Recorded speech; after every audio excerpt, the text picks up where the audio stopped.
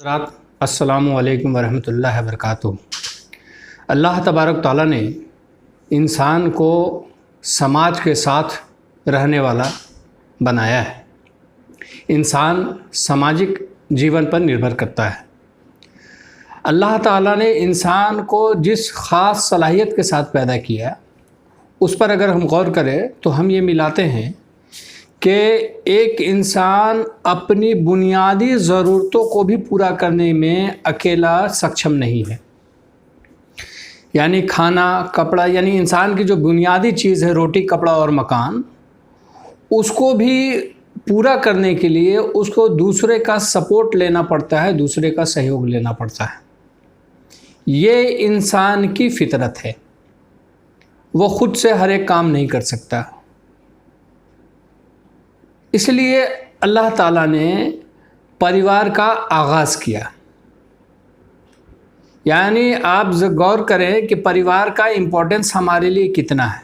सबसे पहले जब बच्चा इस धरती पर आता है तो वो सबसे पहले जो रिश्ता उसका कायम होता है वो उसकी माँ के साथ होता है। बहुत जल्द उसके साथ उसके वालिद जुड़ते हैं, उसके पिता जुड़ जाते हैं। उसके बाद करीब और दूर के रिश्तेदार उसके साथ जुड़ते चले जाते हैं।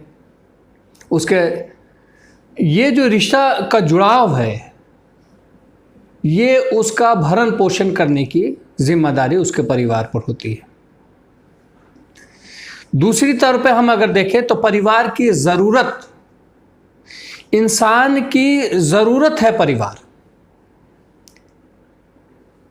इंसान अपनी ज़िंदगी की शुरुआत जो करता है वो मुख्तलिफ़ मराहिल से गुज़रता है, विभिन्न आस्थाओं से गुज़रता है।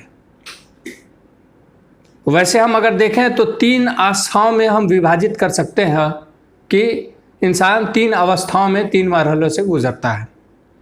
पहला दौर उसका बचपने का होता है, जहाँ वह पूरी तरह से डिपेंड होता है अपने वालिदैन पर, अपने परिवार पर।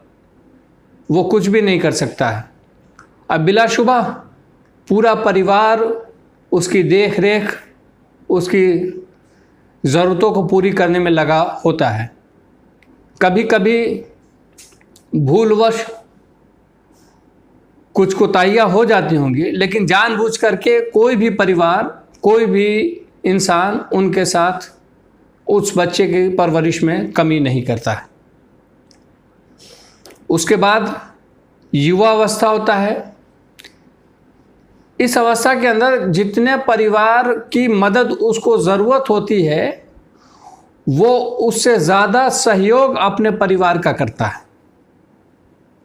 इस अवस्था में इंसान कमाने लगता है, इंसान की ताकत होती है बदन में, तो वो अपनी परिवार का ज़्यादा सपोर्ट करता है, ज़्यादा मदद करता है।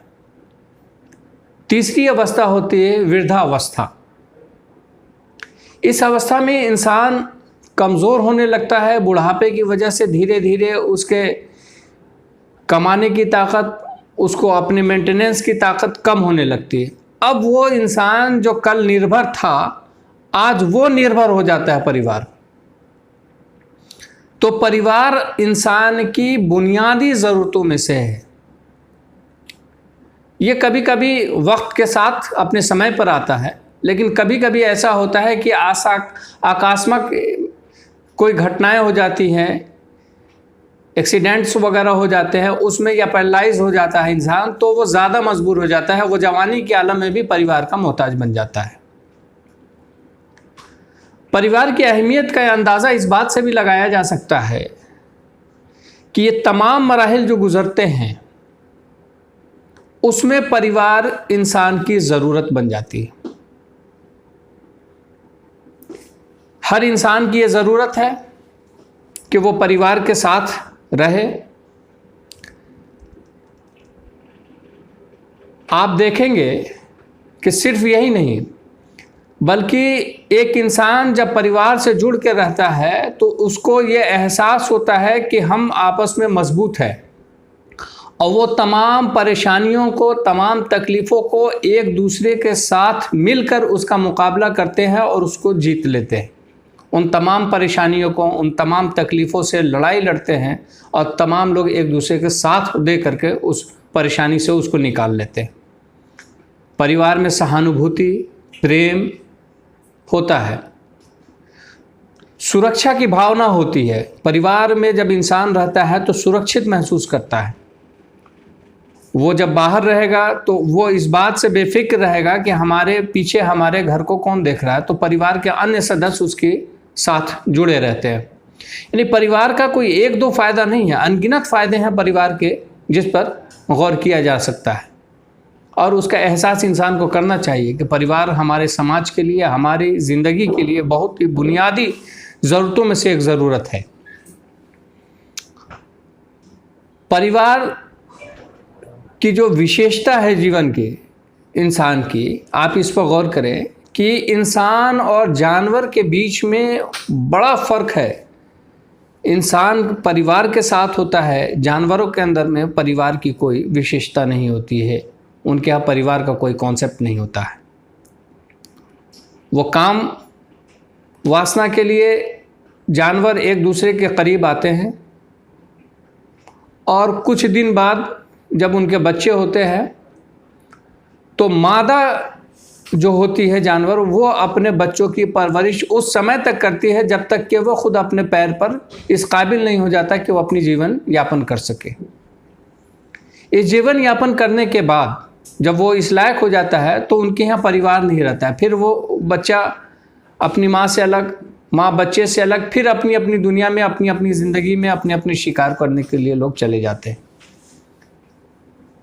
उस वक्त तक ही रहता है। लेकिन इंसान एक ऐसा प्राणी है जो बचपन से लेकर वृद्धावस्था तक, आप ये कहें कि मौत के पहले पहले तक वो परिवार के साथ जुड़ करके रहता है, या परिवार की ज़रूरत उसको महसूस होती है, परिवार की आवश्यकता उसकी ज़िंदगी में हमेशा बनी रहती है।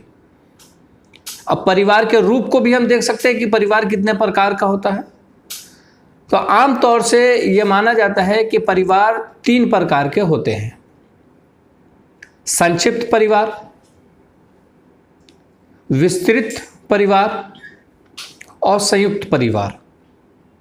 ये 3 तरह का परिवार होता है। इसकी अपनी कुछ विशेषताएं हैं, कुछ कमियां हैं। ये तो हम लोगों ने परिवार की आवश्यकता, उसके इम्पोर्टेंस पे बात की है। अगले वीडियो में इंशाअल्लाह हम लोग इस्लाम का पारिवारिक व्यवस्था क्या है, इस पर हम लोग चर्चा करेंगे। धन्यवाद।